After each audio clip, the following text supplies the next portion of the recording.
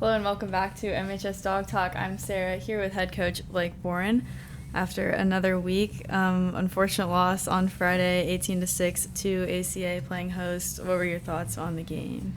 I actually thought we played pretty well. We sometimes in football your best availability is your ability to be there, and so we got banged up Friday night. I think it had an impact on the game. We lost Braxton early, and that was a big loss for us. And then Rosario went down midway through the fourth, and so anytime you lose your quarterback, it's difficult because there's only so many reps to go around, especially when you are a two-way team, which we are. And so, but I thought Jordan Gaines stepped up and did a really good job in a tough moment. He had been working all week at receiver, started as a receiver for us, and then was sort of thrust into the action there late and was able to go in and manage the offense. We still ran for 150 yards. Rosario was doing really well. So I would have loved to have seen the game play out had we kind of stayed healthy the whole time. But, the effort was clearly there, and that's the most important thing. Everything else sort of plays off that. But we played hard on defense.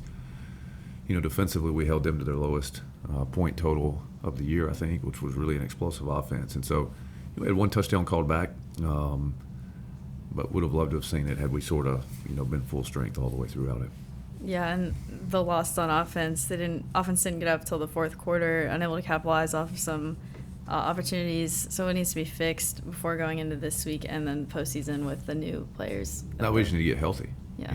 I don't know if it's anything other than that. I mean, we were able to sort of do what we wanted to do, and again, I think if you play the game at full strength and full capacity, we would have loved to have seen the outcome of it. So there's nothing that really was broken or messed up in our approach. Sometimes when you get in these games and it goes a little sideways like it did, we were having to create personnel packages and having to create and throw guys in positions they've never played before, and so it was just one of those weird nights. One of the things that happens in high school football. So again, we just need to continue to work on us and take care of our own business, more than anything. Yeah, and going into the last regular season game of the season, what has the season meant to you, as a coach? Well, it's been great. I mean, again, I think back, some of the long discussions we had with our kids after the events of last year, and then, really some of the approaches that we started in January, February, I think have paid off. All time in the history of Montevallo football, I think there's 93 or 94 years now, and it's 46% win. And so, clearly we've outpaced that, and really we've done that the whole 4 years I've been here. We have kids who've bought into everything that we wanted to do. To have the opportunity to get a seventh win on Friday night, have the opportunity to potentially to play into the playoffs, I think is big for our kids. And so, we're really, really excited about where we're at this moment. We're also excited about our future. We've got a great group of juniors coming back next year that we can build off of.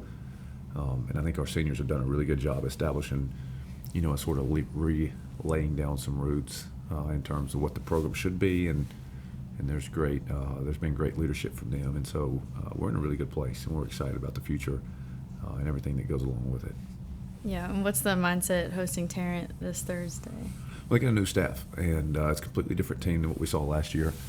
It's a team that's actually got a little bit of momentum. They struggled early. Sometimes that happens with a new staff. I know when I first got started here, it seemed like a month before we won, and then we got hot late. I think we whirled off 6 or 7 straight, including a playoff win that first year over a ranked opponent. But it took us some time, and that's sort of what's happened to Tarrant. They struggled early, but they're getting better and better in each week. I think they scored 65 or 66 points 2 weeks ago against Summerton Christian. They beat Carbon Hill last week, scored 40 points, and so they have a really good staff. The defense coordinator was at Helena High School for a long time. He was at Pleasant Grove for a long time, really good schools. Who was there? The head coach has been in 7A football and 6A football for most of his career, and he's really, really good. And so they are very well coached, and I don't think they will be in the same position next year that they are. I think they're going to be really good in the future. And so when you get into a place and you sort of have to lay the foundation, which they had to do there, it takes a little time. But they're playing really well, and so it will be a very difficult game for us. We'll have to play well, obviously, to have a chance. And then moving past that, going into playoffs, what are kind of some goals and expectations for that? Well, we have to get in first, so we have to go through the process. Right now we're in a 3-way tie, and it sort of is going to come down to, so your non-region wins, which we won all of our non-region games, which is really, really critical. For every non-region game you win, we've gone to tiebreaker L, so we've gone all the way through the alphabet. Somehow we've ended on L of not being able to break the 3-way tie. So, you get to L, and the way the state does it is you go to your non-regional wins, and so we have 3, and then their defeated wins. So like Shelby County's won 2, so we get +2 credit. Jemison has won 1. Tarrant has won now 3 at this point, and so Sipsey Valley has only won one non-region game at this point. They beat Oak Grove week 5. They got beat by Gordo. They played Northside this week. So right now they have 5. And then I think West Blockton, I don't think there's any way they can break the tie. So really what we're having to do is we have to wait on the outcome of the Northside Sipsey Valley game to determine seeding. Depending on what happens Thursday and Friday night, with us playing Thursday, then playing Friday, it may go down another tiebreaker. So the scenarios get crazy. Ultimately, it all could potentially end on a coin flip, which is not unheard of. It happens every year. So, what I do think is at this point, if we get in, that we're going on the road in the first round, we know that with the ties for 3 or 4. So we would go to Andalusia.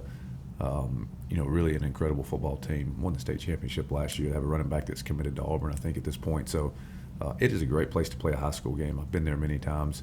I've recruited there. It's a phenomenal facility. It'll be great for our kids. If we get the opportunity to experience that, we would be really excited to go down there. But things have to go our way Friday night. So we literally, it's like in the NFL when you get to week 16 or week 17, we're just waiting it out to see. So first things first is we have to take care of business Thursday night. We've had a great week of practice.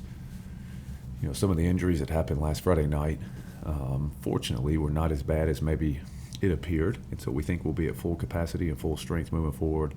And we need to win. And then once we win, assuming we do the things necessary to do that, then we have to have some things help go in our favor. So the Sipsey Valley Northside game will be a big game for us Friday night as well. Yeah, that's great. Thank you so much. Good luck this week. We appreciate it. Thank you. We'll see you next week.